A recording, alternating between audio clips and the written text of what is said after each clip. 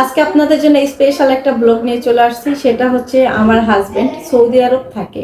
আপনারা হয়তো কম বেশি অনেকেই জানেন সৌদি আরবের প্রবাসী আমার হাজবেন্ড।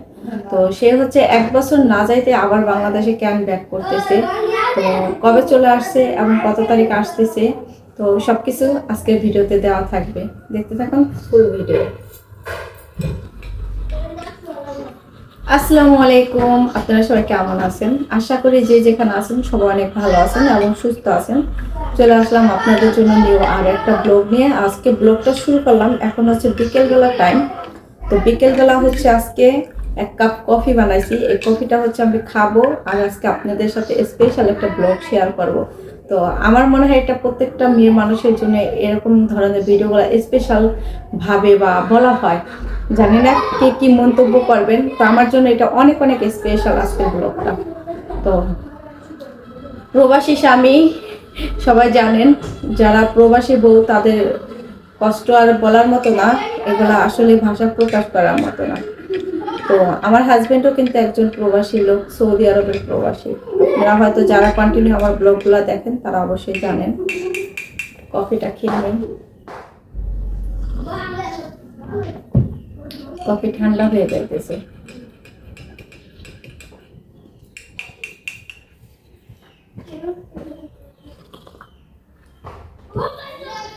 তো কয়েকদিন যাবতে আপনাদের সাথে বলা হইতেছে যে একটা স্পেশাল ব্লগ শেয়ার করব, সবার জন্য সুখবর।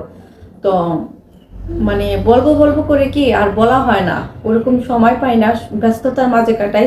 ছেলের পরীক্ষা চলতেছে, ওর পিছনে অনেক সময় দিতে হয়, সময় পাই না ব্লগ বানানোর মতো। তো আজকে বিকেলবেলা ভাবলাম আজকে আপনাদের সাথে এই বিষয়টা একটু শেয়ার করি। আর যেহেতু কন্টিনিউ ভিডিও দেই, আপনারা অবশ্যই জানেন আমার সম্পর্কে, ভালো মন্দ সব কিছুই তো আপনারা জানেন, তাই না? আর এরকম একটা বিষয় যদি শেয়ার না করি সেটা তো আর হয় না। তো অনেকেই থাম্বনেল এবং টাইটেল দেখে বুঝে গেছেন আসলে কোন ভিডিও নিয়ে আমি আপনাদের সামনে হাজির হয়েছি। জানি না কে কি মন্তব্য করবেন, হয়তো অনেকের কাছে ভালো লাগতে পারে, অনেকের কাছে খারাপ লাগতে পারে, আসলে করার কিছু নাই। ঠিক আছে, একটা মানুষ সবার প্রিয় হতে পারে না, সবার পছন্দ মতো হতে পারে না। অনেকে পছন্দ করে, অনেকে পছন্দ করে না, কারণ সবাই পছন্দ একরকম না।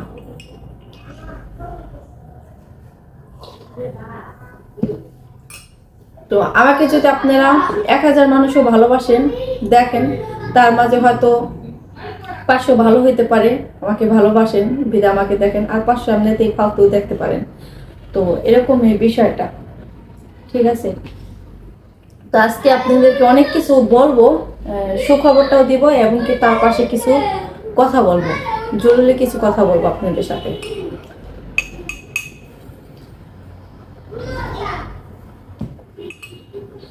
মুস্কান নাই তো, মানে বাসাটা একদম পুরো ফাঁকা ফাঁকা। মেঘতা হল সকালবেলা আসছে স্কুল থেকে, আইসা গোসল টোসল করে খাওয়া দাওয়া করে প্রাইভেট করে আসছে 2 বেলা, পড়া হয়ে গেছে, এখন একটু খেলাধুলা করতেছে। তো আমি ভাবলাম এই সুযোগে আমি একটু ভিডিওটা বানাই, কারণ সন্ধ্যার পরে আবার বাচ্চা কাচ্চা নিয়ে পড়তে বসাইতে হয়, সময় পাই না।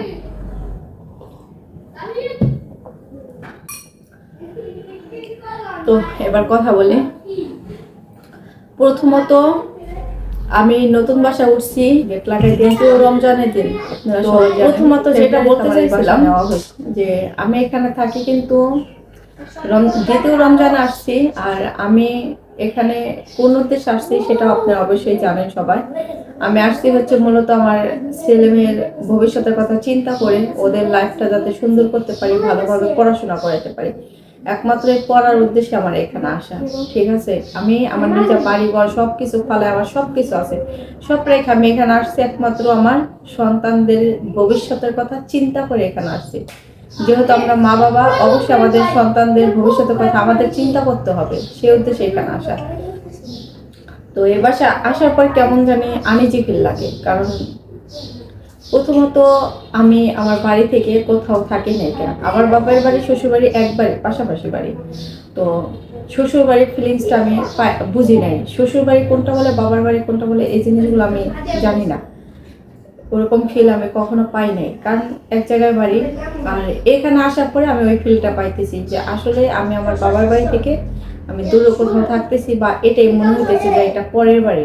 ঠিক আছে, তো এখানে আসার পরে হচ্ছে ভালোই মোটামুটি সময়গুলো কাটাইলাম, ছেলে মেয়েকে নিয়ে, পড়াশোনা নিয়ে, সবকিছু নিয়ে আলহামদুলিল্লাহ ভালো আছে। আশেপাশেও আপনজন মানুষ আছে, আত্মীয় স্বজন আছে, থাকতেও কোনো সমস্যা হয় না, সবকিছু দিক দিয়ে ভালো আছি। তো আপনাদের ভাইয়া হচ্ছে আজকে আপনাদের ভাইয়া হচ্ছে অতি শীঘ্রই চলে আসতেছে বাংলাদেশে। ঠিক আছে, মূলত এই বিষয়টা বলার জন্য হচ্ছে আজকের ভিডিওটা। তো সে হচ্ছে অতি শীঘ্রই চলে আসতেছে, কেন আসতেছে, কবে আসতেছে, সবকিছু আজকে বিস্তারিত বলবো, আপনাদের সাথে শেয়ার করব। তো আপনার ভাইয়া গেছে জানুয়ারি 17 তারিখে গেছে, 1 বছর গেছে। ঠিক আছে, 1 বছর হয়েছে মানে এবার যাওয়ার পরে। আমার বিয়ের আমার বিয়ের পরে 2 বছর না যাইতে সে বাংলাদেশ থেকে সৌদি আরব চলে যায়। আমার যখন বিয়ে হয় তখন সে একজন আমার হাজবেন্ড একজন স্টুডেন্ট থাকে, আর আমি একজন স্টুডেন্ট, আমরা দুজনেই স্টুডেন্ট ছিলাম, পড়াশোনা করতাম। তারপরে যেভাবেই হোক তার বাসায় থাকা হয় নাই, তখন বিয়ে শাদী করছে, সন্তান হবে, ছেলে মেয়ে হবে, ভবিষ্যতের কথা চিন্তা করে সে পড়াশোনা বাদ দিয়ে বিদেশ চলে গেছে। ঠিক আছে, তো কালকে আমাকে এই কথাটা বলার পর আমার খুব খারাপ লাগছে যে আসলে আমার আব্বু বলতেছে যে আমি কিন্তু বিয়ে করার পরে কিন্তু আমি বিদেশ যাওয়ার সিদ্ধান্ত নিয়েছি, আর যদি আমার বিয়ে করা না হইতো তাহলে কখন আমি বিদেশ আসতাম না, কারণ এত পড়াশোনা কইরা বিদেশে আসতাম না। দেখা যায় পড়াশোনা কমপ্লিট করতো, মাস্টার্স করছে, এটা কমপ্লিট করলে দেখা যায় দেশে একটা কিছু করতে, ওরকম চিন্তা ভাবনা ছিল। তো বিয়ে করছে, আমার মৃত্যু হবে তখন, তো সব কিছু চিন্তা করে সে বাংলাদেশ থেকে চলে গেছে সৌদি আরবে। ঠিক আছে, তো আমার তখন বিয়ের বয়স 2 বছর হয় না, এটা পুরা 2 বছর আগেই চলে গেছে। তো যাওয়ার পরে হচ্ছে তো ভিডিওটা করে শান্তি পেলাম না, ভিডিওর মাঝে আবার কল এসে পড়ছে, কেমন জানি ভিডিওটা শান্তি পেলাম না। তো এ হচ্ছে পরিস্থিতি। তো বাচ্চা কাচ্চা বাপেরও অনেক শখ থাকে, ছেলে মেয়ে নিজের হাতে বড় করবে, কুলে রাখবে, লালন পালন করবে, একটা জিনিস আইনা খাওয়াবে। মায় কিন্তু চাইলে যখন তখন কোনো কিছু খাওয়া সম্ভব না, পারে না, হয়তো খুব কম। মহিলা মানুষের তো বুঝে নেই। আর পুরুষ মানুষ দেখেন বাইরে যায়, বাজারে যায়, এখানে যায়, সেখানে যায়, ফোন দেয় বাচ্চার জন্য কিনে আসবো, কি লাগবে। আর আমরা কিন্তু মেয়েরা তা করি না, আমরা মাসে একবার বাজার করি, হয়তো মাঝে মধ্যে 2-1 বার করা হয়, আমরা তারা অত বাইরে যাই না। তো পুরুষ মানুষের মহিলা মানুষের কথা বললে কোনো লাভ হবে না, এটা রাত দিন তফাৎ, অনেক ব্যবধান। তো এই জন্য ভাবছে মিথ্যা লাভ, বিদেশ কতকাল করবো বলেন, বিদেশ তো করতেই আছে, কত বছর হয়ে গেছে বিদেশ করতেছে, কিন্তু পরিবারকে যে একটা সময় দেওয়া, যে একটা এগুলো আসলেই কাছে না আসলে বোঝা যায় না। মানুষ দুনিয়াতে কয় বছর আছে, মানুষের নিঃশ্বাসের কোনো বিশ্বাস নাই।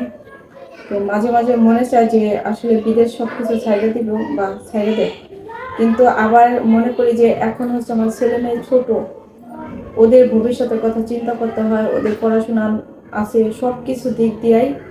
কিন্তু এখন এই মুহূর্তে যদি বিদেশ ছাইড়ে দেয়, দেশে এসে বা কী করবো, আমাদের পর্যাপ্ত পরিমাণ খরচ অনেক, দেশে আসলে দেশের টাকায় তো আর এগুলো হয় না। ছেলেকে ভালো একটা স্কুলে ভর্তি করছি, ইংলিশ মিডিয়ামে নিয়েছি, অনেক স্বপ্ন, প্রত্যেকটা বাবা মার তো স্বপ্ন থাকে, পরে অনেক পড়াশোনা করাবো, ভালো ভবিষ্যতে, ওর ভবিষ্যতের কথা চিন্তা করি। একটা মেয়ে আছে ছোট, পরে দেখা যায় মুস্কানকে আগামী বছর স্কুলে ভর্তি দিতে হবে। তো 2টা ছেলে মেয়ের পিছনে অনেক টাকা পয়সা খরচের ব্যাপার সেবার, আবার এখন ভাড়া বাসায় থাকলে তো সব কিছু মিলে, তো এখন এই মুহূর্তে বিদেশ ছাড়া কিছুতেই সম্ভব না। মাঝে মাঝে ভাবি যে বিদেশ ছাড়া দেবো, বিদেশ ছাড়া দেশে এসে কি কাজ করবো বলেন, দেশের কাজে কোনো এত কিছু করা সম্ভব না।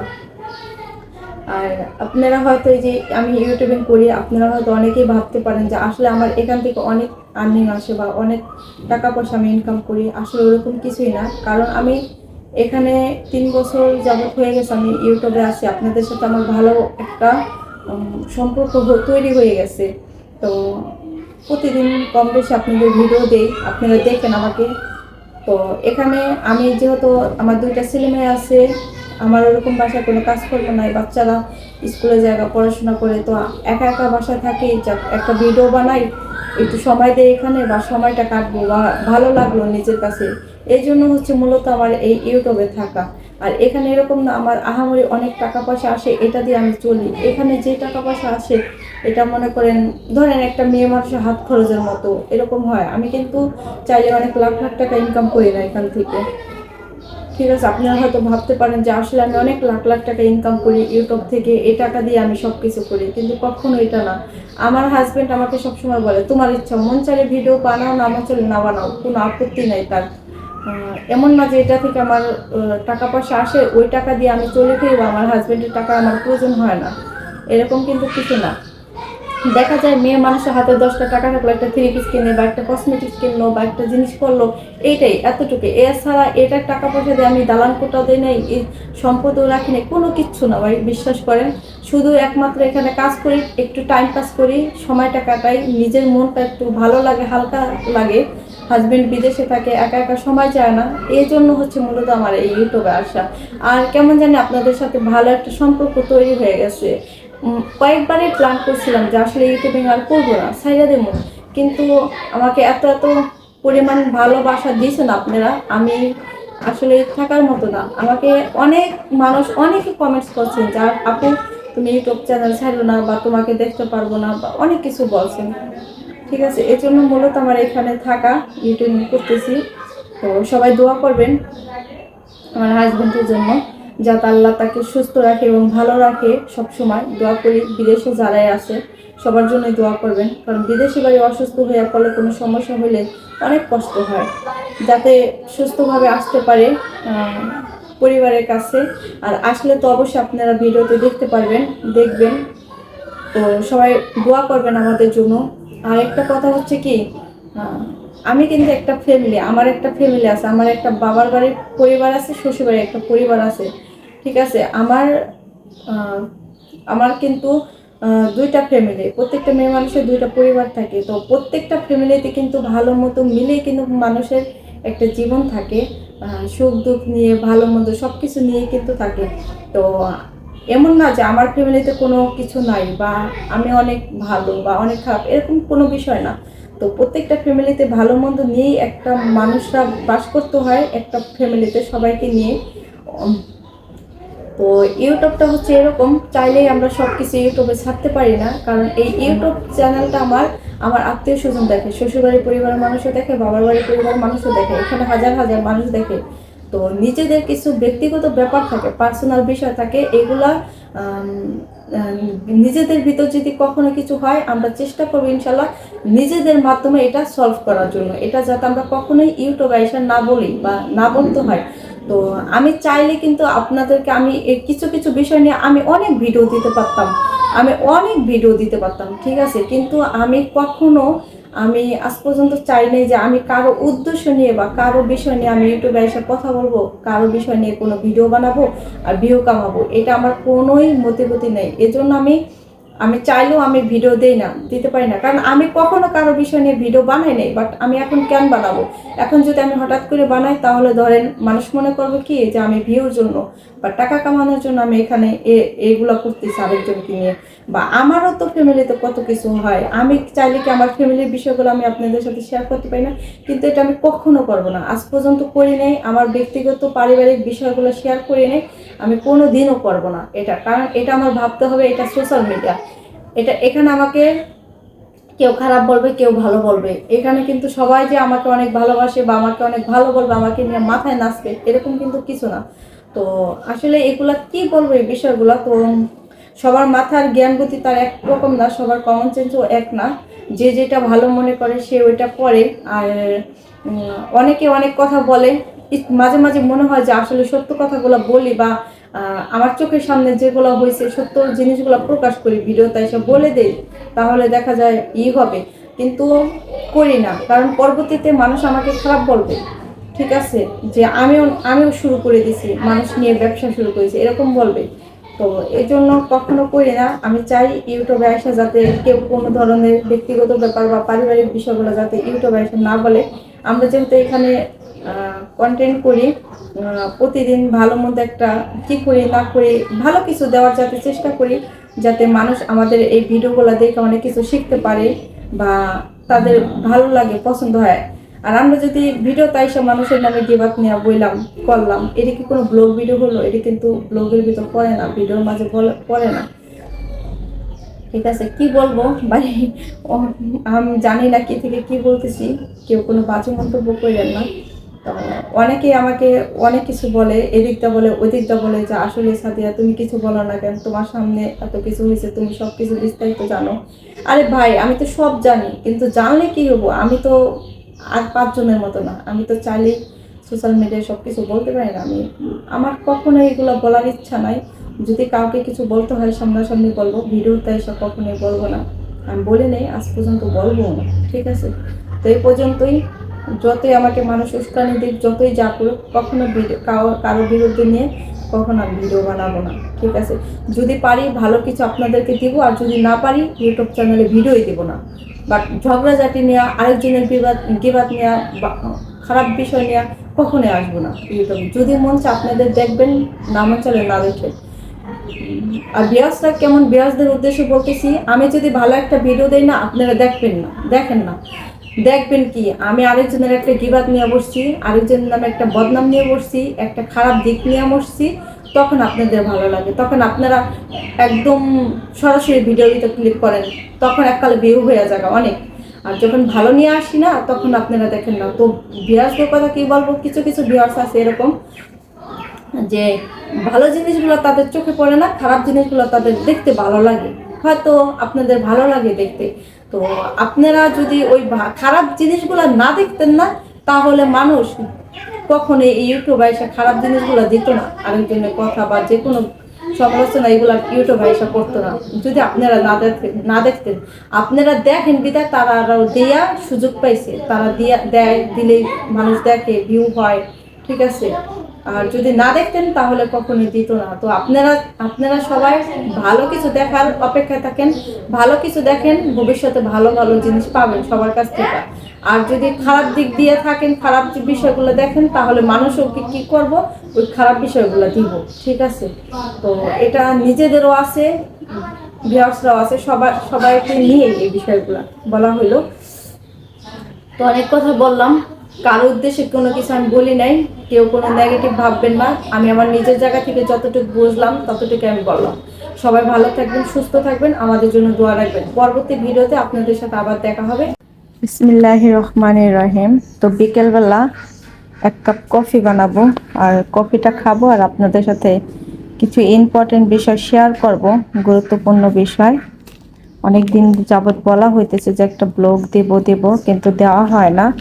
তো এখানে হচ্ছে নেসকফি, এটা হচ্ছে সকালে না খাইলেও বিকালে খাইতে হয়, বিকালে না খাইলেও রাত্রে খাইতে হয়, মানে কেমন যেন একটা অভ্যাস হয়ে গেছে। আর এখানে গুঁড়া দুধ নিছি, চিনি নিছি, গরম পানি। এখন হচ্ছে কফিটা বানাবো আমি। তো এখানে হচ্ছে কফিটা বানাইতেছি।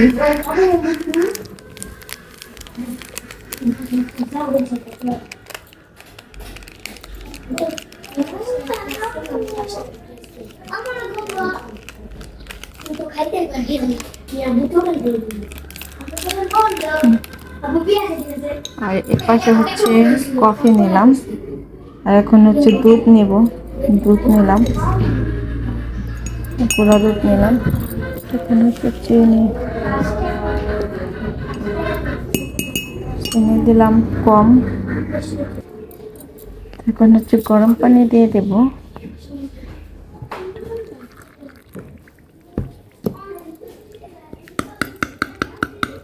কফি আমার অনেক পছন্দ, এবং কি আমার ছেলে মেয়েরও অনেক পছন্দ। বাচ্চাদের তো কফি খাওয়ানো ঠিক না, তারপরও অনেক চেষ্টা করি যে খাওয়াবো না, তারপর ওরা মানে কেমন জানি নেশা হয়ে গেছে গা।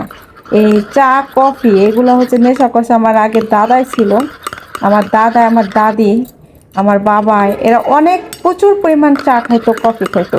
তো সকালবেলা উঠলেই আমার দাদিরে দেখতাম কি 1 পাতিলা চা জাল দিয়া নিয়ে বসতো, চা দিয়া মুড়ি দিয়া খাইতো, চা দিয়া কফি দিয়া খাইতো, সরি চা দা বিস্কিটটা খাইতো।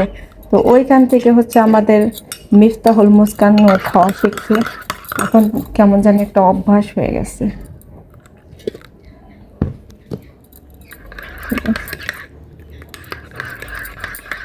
আমার কফি হয়ে গেছে।